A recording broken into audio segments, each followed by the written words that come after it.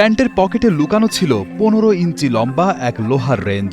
সেই ভারী অস্ত্র নিয়েই গটগট করে সোজা জেলা প্রশাসকের খাস কামরায় ঢুকে পড়ে এক যুবক। কেউ কিছু বুঝে ওঠার আগেই ঘটে যায় হুলুস্থুল কাণ্ড। বাধা দিতে গিয়ে হামলার শিকার হন ডিসির সহকারী জহিরুল ইসলাম। এখান থেকে আমি যখন ফলো করছি যে স্যারের রুমে কেউ একজন ঢুকছে, পরে আমি স্যারের রুমে গেলাম, তারপরে আমার উপরে আক্রমণ করছে। সেলাই রেঞ্জ দিয়ে আমার উপরে 3-4টা বাড়ি দিচ্ছে, 2টা বাড়ি আমার হাতে লাগছে। ঘটনাটি ঘটেছে আজ 25 জানুয়ারি রবিবার সকাল 10:30টার দিকে বরগুনা জেলা প্রশাসক ও রিটার্নিং অফিসারের কার্যালয়ে। সেই সময় ডিসি তাসলিমা আক্তার অফিসে ছিলেন না। পরে অফিসের বাকি লোকজন দৌড়ে এসে আক্রমণকারী যুবককে ধরে ফেলে এবং পুলিশের হাতে তুলে দেয়।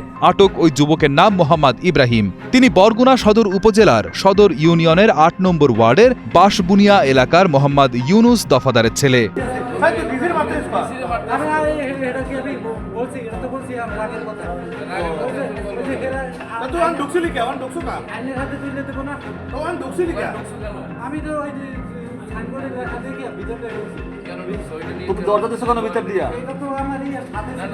ডিসির ওপর হামলা করাই তার উদ্দেশ্য ছিল কিনা পুলিশ তা এখন জানার চেষ্টা করছে।